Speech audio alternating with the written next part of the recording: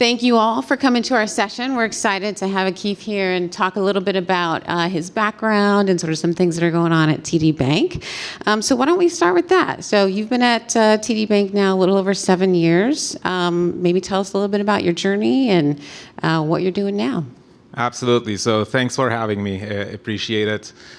So I joined, TD 7 years ago. Before that, I was at Royal Bank of Canada. TD and RBC are the top two banks in Canada, and in the US we're a top 10 bank. And then before that, I was at Capital One in different roles around product, analytics, digital marketing. My function at TD Bank is global digital marketing, as well as I have an accountability in Canada around MarTech, AdTech, analytics, and all the capabilities and personalization at the bank. For folks who might not be familiar with TD Bank, 90,000 employees, 30,000 in the US, mostly on the East Coast, about $150 billion in market cap and 25 million customers. Traditionally, we've been heavily reliant on branches and stores, and obviously a huge part of the bank's goal is to transform in digital, and obviously AI plays a big role there.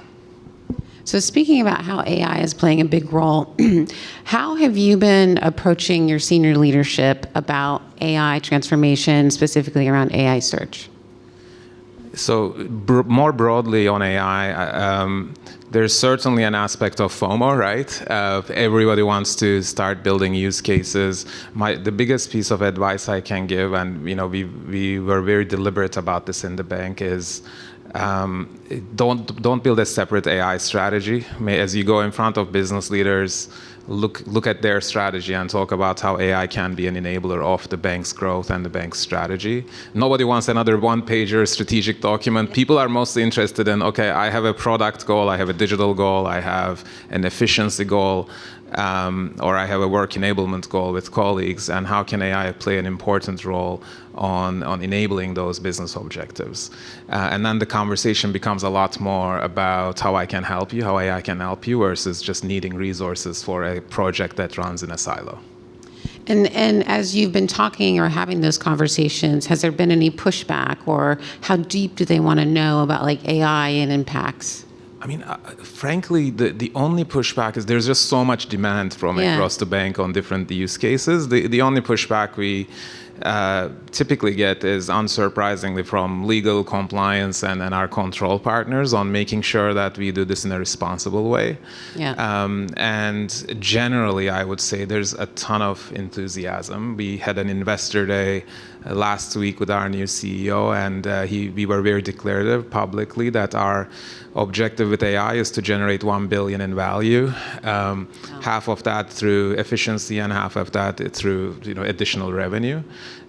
So we have a big organizational goal, and within marketing, obviously, we have a big part of that as well. And how did you, being in a regulated industry, how did you maneuver around the legal aspects of that? Did you try, what did you try? I mean, that's probably been the most difficult part of the journey for us, getting those approvals with the new leadership in place at the bank. I think things are evolving and changing. Obviously, as a bank, as a large bank in the United States, being diligent on what we put out there is critical. I mean, the short answer is we take a test and learn approach, right? We say, let's use this capability in a sandbox first, not customer facing. Let's prove the value there, and then go with some limited use cases where we can show the business value when the use case is more customer facing, and then scaling it across. So a couple of good use cases we had was around our phone channel. So when a customer calls in today, and asks a sophisticated question about their financial needs, an agent might need to go through 10, 20, 30 different documents to figure out what the answer is, especially if it's a more complex question on wealth, let's say. Now we're using at scale LLMs to be able to summarize the entire documents and all the policies we have to give the customer the right answer with an incredibly high level of accuracy. Similarly, so that's a great sort of knowledge management use case. And then the other use case that we scaled is helping our developers to code more effectively with GitHub. And then we have a number of use cases we have on search as well that I'd be happy to speak about. Okay. And so when you think about using a Gen AI tool for marketing purposes and to produce content that's going to be public, like what do you think is important to you and the brand in terms of that tool that you're going to use or the platform you're going to use? Well, I think for us, number one is, first of all, we get a ton of questions on AI and search, and I was incredibly excited to see the roadmap ahead with Conductor, and we're excited, and this is a big focus for us. One of the advantages of this work and why I think it's easy to sell the work internally is everybody is using these LLMs, right? They're actually going in there, doing these searches, searching for, what's the best credit card in the US or in Canada. And then they say, okay, how do I actually get TD Bank in there? How do I increase TD's, AI discoverability, visibility, citations? And for us, making sure that we have robust content, not just on our site, but out, externally as well is critical. The number one concern, obviously, that I hear from our CMO is how our brand is represented, what is the sentiment around that. So some of the analysis and the metrics Conductor has is an incredibly helpful tool for us to understand what's happening. And I just heard from Wei that we'll be able to measure hallucinations, because that's a huge, huge concern from a brand perspective. When is that information we are trying to influence is going to be not accurate? And this is not, buying shoes, no offense, but this is buying and giving financial advice. So we have to make sure that it's accurate, and figuring out a way to understand when hallucinations happen, why it's happening, and how can we fix that. And having a degree of error, maybe it's less than 1%, and managing that effectively is incredibly important. And earlier in some of the slides, I think both Wei and Seth talked about how Bain did their study about how long it takes to produce content now. What kind of efficiency are you hoping to gain? Like, where are you guys now in terms of how long it takes to produce content? Where would you like to go? I mean, I wish I could tell you it was fast, but our team is sitting right here, and they would definitely object to that. It takes a long time. Yeah. We are a conservative organization. There's a lot of governance around what we put out there. With the initial tests we've done, we started using generative AI to produce content, and the production of the content is accelerated by 80%. And not only we see the efficiency, we are seeing the effectiveness as well. So the content seems to be high quality in certain spots that we test, which is exactly what we want. But I think we're scratching the surface. I think some of the concepts around using agents to build content, monitor it, and even publish it. I was just talking to Seth about maybe the future is having an agentic CMS where you can publish directly on site. Like, those are incredibly exciting opportunities. And our team wants to also not go through governance, and they want to build exciting, great content that customers are looking for. So I think it will be a great work enabler for our teams as well. And do you all have a human in the loop? You just talked about having high quality content, like you're seeing that being produced from Gen AI, but how do you know that? Yes, we have many humans in the loop through the process. Definitely, we haven't yet received the approval to be able to put anything customer facing without humans in the loop. It's certainly an important part of the process, and I don't know if that's ever going to change in the foreseeable future in a regulated industry. For us, not have decisions that are done in a black box, whether that's a propensity model, whether that's AI, predictive AI, or generative AI, we need to understand what's underneath that and how those decisions are being made, or at a bare minimum, make sure that somebody's fact-checking it. So that is one of the key controls we have at the bank. And then when you then circle back to leadership and say, okay, we're using these AI products and platforms, here's the content we're producing. When they're asking, well, how do you know it's effective? What are the metrics? What are things that that are saying this is successful and we should keep doing that? Like, how do you have that conversation? I mean, we're trying to get them, first of all, we're very transparent that in many ways there are more unknowns than knowns, right? We don't exactly know how this is all going to play out, which partner will win, and there's a few big players that are competing in this space, right?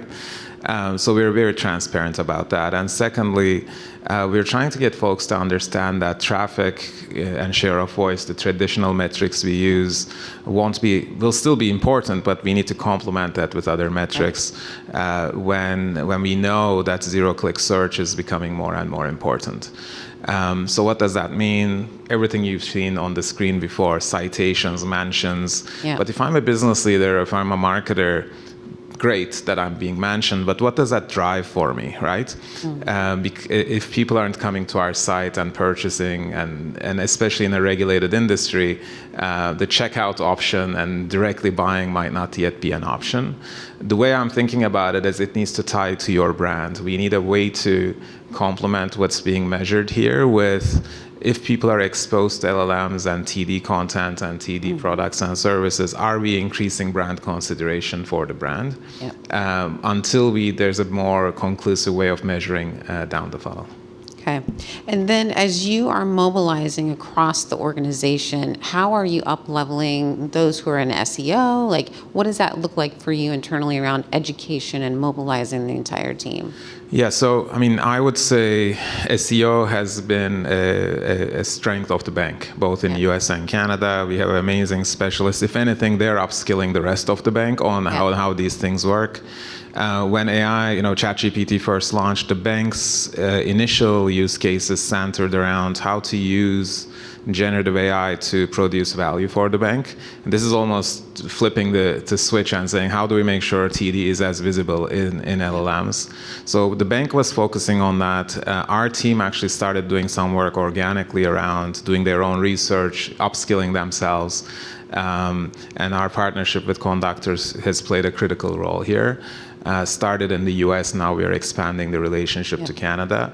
And then the questions started to come around, okay, we understand the knowledge management use cases and the efficiency use cases. How do I become the most visible brand on ChatGPT? And our team was ready to be able to answer those questions. Yeah. Yeah. And so when you're talking to someone like your CMO, and they want you to move fast and furious and like get going and like just say, go use AI. Like, how do you have, I would say, the balance in that conversation and what you do? Yeah, I mean, our global CMO, every one-on-one I have with her starts with, when are we launching agents? Like, she's big on that, and then I have to say, I'm actually not the accountable guy for that. But so I think it's balancing speed with compliance and responsible use of AI. We have a number of initiatives underway, but we have to. We're trying to do both. We are trying to show value along the way. We're trying to deploy use cases that are not tactical, but more strategic and has a long-term value for the bank. But we're trying to build them in a way where we test and learn first and then scale. Yeah. The other thing we often think about is in a world where there are so many unknowns, it's important not to commit ourselves to one big solution. So I think we also have to think about what's the strategic big bet we want to take in generative AI. And if you're talking to anybody here today and you were to give them any advice around how to do what you're doing right now, what would you say? I would say align your proposal to where your organization is going, right? As I said in the beginning, make sure the business leaders understand how AI can help them win in the marketplace, whatever your business objectives are, and then give them an option to start somewhere. Like give them the lowest hanging fruits, start showing value, and then expand from there. And as you demonstrate value, I mean, this is an area it's not fraud, it's not compliance. It's an interesting area. People are generally interested in this area because they all play around with these tools. I think alignment with the organization's overarching goals is probably the most critical thing to do. Okay. So Akif wanted to make this very conversational and wanted to see if there were any questions from the crowd that he could help answer. So is there anyone here that has a question or is in a regulated industry and having similar issues? Okay. Hold on. Can I? Yeah. Someone give him a microphone? You guys got it? Okay, we're gonna get you one. Okay, so the question I have is around workflow. So you talked about the CMO looking for agents rolling out. How much of a focus do you have on understanding the workflow eliminate steps in the workflow to speed everything up? It's a great question, and that has been a huge focus for us this year. We have built, I guess I can say it, Adobe Workfront is now our workflow tool within marketing. We have obviously Jira, Confluence, a number of work tools across the bank. From a marketing perspective, Adobe has some built-in capabilities that we are exploring as well. But yeah, you're right. Without having the right workflow tools and capabilities, you can't really build agents on top of it. So I feel like we built that foundation. We did the foundational work on workflow this year, and next year we'll be building automation and agents on top of that. Yeah. Okay. A question back there. Hi, so I'm also, I'm with Navy Federal, so I'm also with a bank. And one thing that I've noticed, I'm the head of the SEO and content team, and with a push to integrate a lot more AI tools in our workflows, the areas where that creates efficiencies are not the areas where we have bottlenecks. Like the areas where we have bottlenecks are approvals. So I'm wondering if you've run into a similar situation where the efficiencies gained in the actual content production process don't really matter because you still can't get stuff out the door any faster. That is a great point, and that's a point, you have to be really clear with the senior leadership, right? I literally remember showing our CMO, look, this is the end-to-end process. What we are automating is this part, and then there's this huge legal approval part that needs to be automated as well.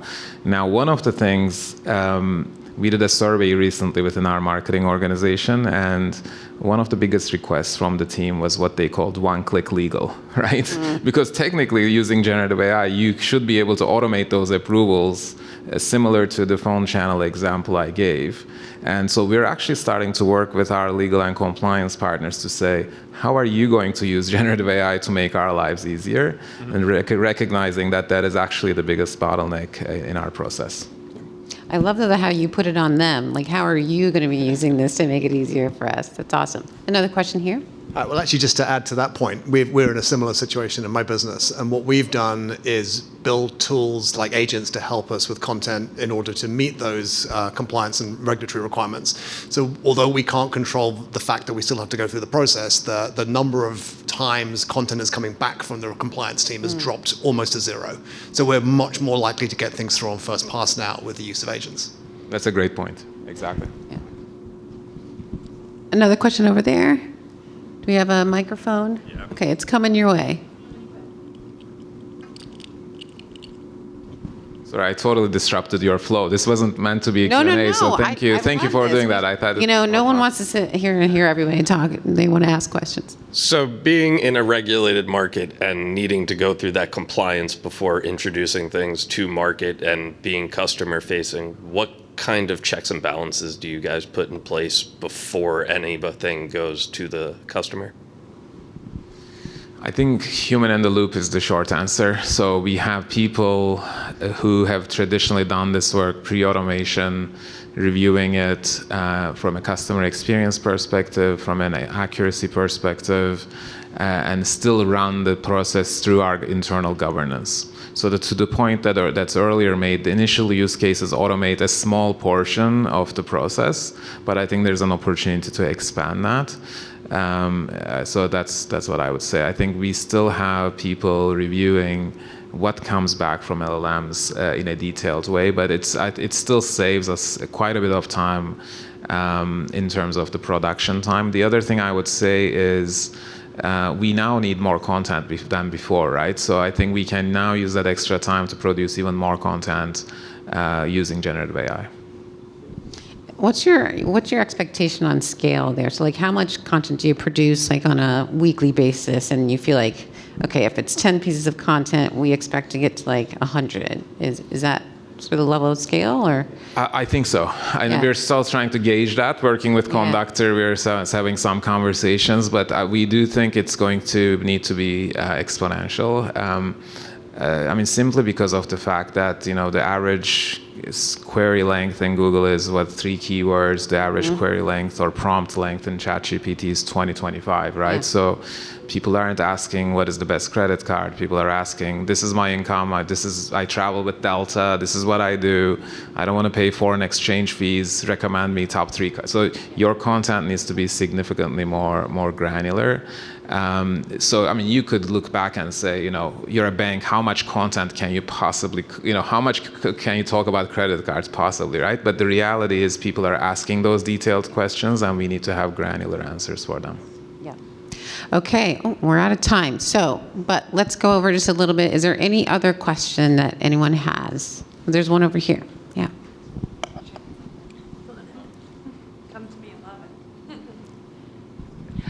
Since TD is a multinational corporation, how does your AI strategy vary between international markets?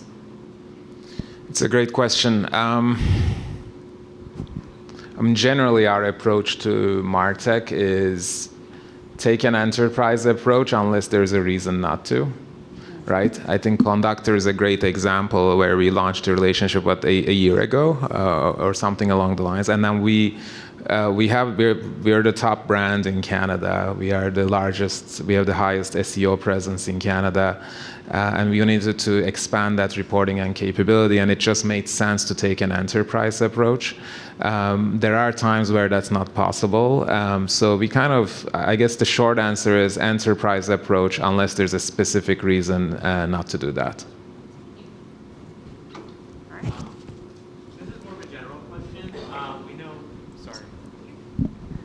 More of a general question. We know that with AI, impressions are going up, clicks are going down.